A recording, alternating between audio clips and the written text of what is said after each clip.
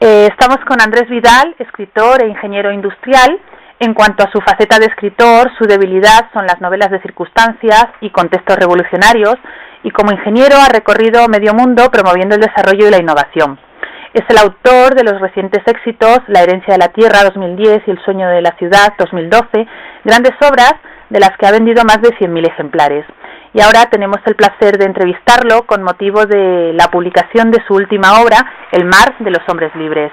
Hola, Andrés. Hola, ¿qué tal? Pues mira, en primer lugar queríamos un poco situar lo que es tu última obra, El mar de los hombres libres, una epopeya enmarcada en la Francia revolucionaria de 1789, posterior imperio de Napoleón Bonaparte, la rebelión del pueblo donde un joven, Christophe Marchand, deberá luchar para ser dueño de su destino. Esta novela hemos visto que está estructurada en 3 grandes partes: libertad, igualdad y fraternidad, precisamente el lema de la Revolución Francesa. ¿Identificas este lema con la vida y evolución del protagonista de tu libro? Sí, así es. El hecho de estructurar la novela en función de un mensaje tan claro y tan conocido, de hecho no es que obligue a la novela a seguir un curso concreto, sino que es relativamente sencillo identificar la juventud, la infancia o la adolescencia y juventud de nuestro protagonista en la novela con un deseo de libertad, con una genética, digamos, que le obliga a buscar y quizás a no encontrar. A veces ese es el gran problema. Desarrolla su vida y eso lleva a tener ciertos problemas y bueno, una encrucijada importante. Nos vamos a una etapa de su vida en la que descubrirá mundo y no precisamente siempre, digamos, agradable, y eso nos lleva a una etapa donde quizás debería existir la igualdad. No es tan evidente que eso sea así. Y por último, un reencuentro con su pasado, un momento en el que, digamos que deberá luchar para que esa fraternidad exista, y posiblemente deberá actuar para que en el que él había nacido sufra algún cambio. Ajá. Andrés, podemos decir, aplicando lo que es este lema de forma un poco análoga, podemos decir que la vida se divide en 3 etapas, una de sueños, otra de rebeldía y finalmente la de madurez, que nos hace regresar a nuestros orígenes. Yo creo que eso es prácticamente una constante muy habitual, porque precisamente la madurez es la que nos permite valorar, y así ocurre con el protagonista Christophe Marchand, nos permite valorar qué es lo que quizás en una juventud, en otra etapa, habíamos vivido como algo interesante, como algo retador, pero que no necesariamente teníamos todas las armas, teníamos las soluciones, quizás ni siquiera teníamos esa madurez de la que hablamos para poder valorar. Por lo tanto, esa vuelta a los orígenes, al lugar de procedencia, parece ser bastante lógica con el desarrollo de las personas, con el devenir, con esa madurez. Uh-huh. La primera parte del libro, Libertad, es la infancia y adolescencia de Christophe, de los 11 a los 19 años, en los que empieza a formar su carácter, descubre el amor y sobre todo el gran secreto que rodea su nacimiento. ¿Podemos decir que la adolescencia es la etapa clave donde realmente forjamos nuestra personalidad? Muy a menudo es así. En el caso del protagonista, sin duda. De hecho, hay una doble circunstancia. Una es la circunstancia familiar, que acabas de señalar, y que de hecho marca notablemente porque Christophe crece en un ambiente que cree que es el suyo, pero igual descubre que no es así exactamente, y además a eso sumamos la fuerza del primer amor y quizás el desconcierto del primer gran disgusto, ¿no? Uh-huh. La segunda parte, igualdad, de los 19 a los 38 años, Christophe recorre los mares, acaba en una isla perdida del Océano Índico y es la etapa realmente de rebeldía hasta alcanzar la madurez. ¿La rebeldía debe ser una actitud obligada para despertar a la vida? Esa obligación es un punto de ¿no? Probablemente con esa posibilidad de que la vida nos ofrezca todo lo que puede ofrecernos. Probablemente tenemos la posibilidad, y esa es la opción que elige mucha de la gente que dispone de capacidad de elección y que en algún momento busca algo más y puede ser que sea pues debido simplemente a una circunstancia, puede ser que sea la inquietud personal, puede ser que sea algo que nazca de dentro, pero sin duda todos estamos en ese punto, bien sea de rebeldía, bien sea de búsqueda en el fondo. Al protagonista le ocurre algo de este estilo y estamos en una etapa de su vida, bueno, no solamente rebelde, llega probablemente a ser un poco más que impetuosa en ese sentido. El desamor, quizás, la posibilidad de que su pasado no sea exactamente su pasado, eso nos lleva al protagonista a un punto de riesgo que probablemente también es lo que pueda hacer que esa etapa sea interesante para el lector. Uh-huh. Y ya la tercera parte del libro, Fraternidad, es la vuelta de Christophe a su tierra después de haber conseguido lo que llama cicatrizar las heridas. Quizá es el descanso del guerrero, el premio a una evolución personal marcada por los principios y valores del personaje.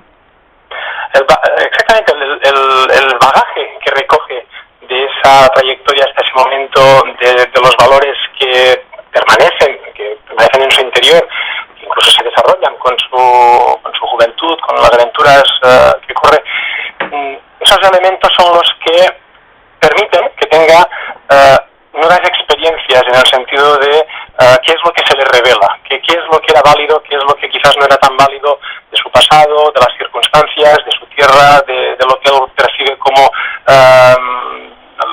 lo que podría ser la justicia respecto a sus propias circunstancias y a los de la gente que le rodea. Cuando regresa, él es capaz de valorar qué es lo que está encontrando. Estamos en una época posterior a la Revolución Francesa, posterior al Imperio Napoleónico. En ese momento la sociedad francesa, el pueblo llano, no había conseguido lo que se pretendía conseguir y por lo tanto quedaba algo por hacer. En ese momento es cuando Christophe Marchand regresa y se plantea, las circunstancias le plantean elecciones, qué es lo que puede hacer, debe hacer en ese momento. El bagaje de experiencias sin duda cuenta para que tome sus decisiones. Uh-huh. En la novela cada personaje lo asocias a un aroma o especia. En concreto, Edith, la dicha del anís, Chloé, la flor de la amapola, Gabriel, el aroma de lavanda y así sucesivamente. ¿Por qué esta similitud? El personaje de Christophe Marchand tiene un elemento característico importante y es su sensibilidad. De hecho, su propia procedencia, su cuna, digamos, le facilitan que esa capacidad que él tiene, esa sensibilidad un poco especial, se acreciente, se eduque, y Christophe es alguien muy atento a los sentidos. Cuando nos referimos a los sentidos, olfato, el gusto, incluso el tacto, los colores, eso conlleva una atención especialmente al tema de los gustos, porque las especias en ese momento eran un elemento muy preciado y además estaban en el ámbito comercial a la orden del día. Christophe utiliza su sensibilidad para ciertos fines, de hecho hay un elemento vehiculador en la novela que también lo justifica, y de ahí que ciertas partes de la novela se identifiquen con distintas especias y con las características de esas especias y con los personajes que quizás lo demuestran con mejor fortuna. Uh-huh. La novela gira en torno a tres familias que cohabitan en un mismo pueblo. Una representa a los pequeños comerciantes que con esfuerzo hacen prosperar el negocio familiar. Otra representa la ambición, el poder político y social, lo que llamamos la nueva aristocracia. Y por último, pues otra familia que representa lo que es la nueva burguesía que prospera rápidamente. Andrés, ¿qué principios y valores, tanto positivos como negativos, destacas en estos estereotipos? En los estereotipos encontramos algo que es real, que forma parte de la historia, del contexto histórico de la novela, que no es tan distinto quizás de las circunstancias que incluso nos podemos encontrar hoy en día en la sociedad, y que sin duda nos permite el juego entre esas distintas posturas y que nos permite vivir los enfrentamientos, el contacto. Nos movemos en una panadería es un punto de encuentro de la gente del pueblo pueblo llano, normalmente comprar pan es una de las actividades, digamos, de alimentación básica. El contacto con esa burguesía floreciente o que teóricamente reivindicaba su posición en la Revolución Francesa y que por lo tanto originalmente tenía sus reivindicaciones más lícitas, enfrentada con una aristocracia, con un poder noble tradicional. ¿Qué ocurre con la burguesía cuando la revolución permite que acceda a los puestos de responsabilidad? La burguesía quizás su espejo es la antigua aristocracia y no necesariamente todos los buenos propósitos son los que llegan a su buen fin. De ahí entonces que la trilogía laterna esté enfrentada, esté en contacto y esté en esa evolución histórica que sin duda marcó un hito y que sirvió para que otras muchas sociedades cambiaran. En la novela se pretende que esas tres ubicaciones de las personas estén claras, queden bien definidas y sobre todo interactúen, que es al fin y al cabo el fin del relato y de la aventura y de las interacciones. Sí. La fuerza del mar, y de ahí el título. ¿El mar lo tiene todo? El mar es un punto importante en la novela, está quizás más en su parte central. Es una posibilidad, por un lado, de viaje, es una zona comercialmente vital en ese instante, es una zona de enfrentamientos. Nos movemos en la zona del Mediterráneo, que nos es muy próxima probablemente a todos, y también en mares más alejados, en todo caso hacia el este, que nos permitirán, de entrada conocer otras posibilidades, otras culturas, un entorno que es el entorno corsario, que resulta atractivo en el fondo, ¿no? Es una especie de vida aventurera legal, en el fondo, auspiciada por los poderes en ese momento vigentes en Europa. El mar aúna muchas de las características que buscamos en las novelas que quieren viajar, que se quieren mover, que quieren expresar libertad, que quieren expresar contundencia, el rigor, las tormentas, ese tipo de elementos. Yo creo que el mar los confluyen en el mar de un modo muy particular, muy excepcional. En la novela hay una parte también muy importante dedicada al amor. Es el amor de Christophe hacia Gabriel, un amor de adolescencia que no se materializa porque él la amaba en secreto. Andrés, ¿no deja de ser una paradoja que un personaje fuerte, rebelde, valiente ante la vida, se muestre cobarde ante el amor? Bien, se muestra quizás no cobarde ante el amor en particular o en privado, o quizás más en referencia a unos determinados condicionantes que precisamente impone la parte más estructurada de la sociedad. De algún modo Christophe sí es natural, sí es sincero y sí es próximo en ese amor a Gabriel desde su tema juventud, pero la sociedad no facilita esa posible esa consumación, esa vida futura, esa vida feliz, por decirlo de algún modo. Con lo cual, no es tanto su temeridad no es hacia su relación íntima, sino hacia el entorno, el que quizás impide, no facilita la posibilidad de una relación que para él es esencial. Hay un párrafo extraído del propio libro que además me gusta particularmente, y es cuando dice: se despertaba antes del alba empapado en sudor, ni el recuerdo de todas las mujeres con las que había estado lo calmaba. El amor por Gabriel se había despertado, convertido en un monstruo que parecía decidido a devorarlo. ¿Hablamos de un amor obsesión, un amor no materializado o el amor verdadero? Ese amor verdadero es el que en el fondo se impone. De algún modo Christophe quisiera sobrellevar ese disgusto de un modo más sencillo, más fácil, pero no le es evidente.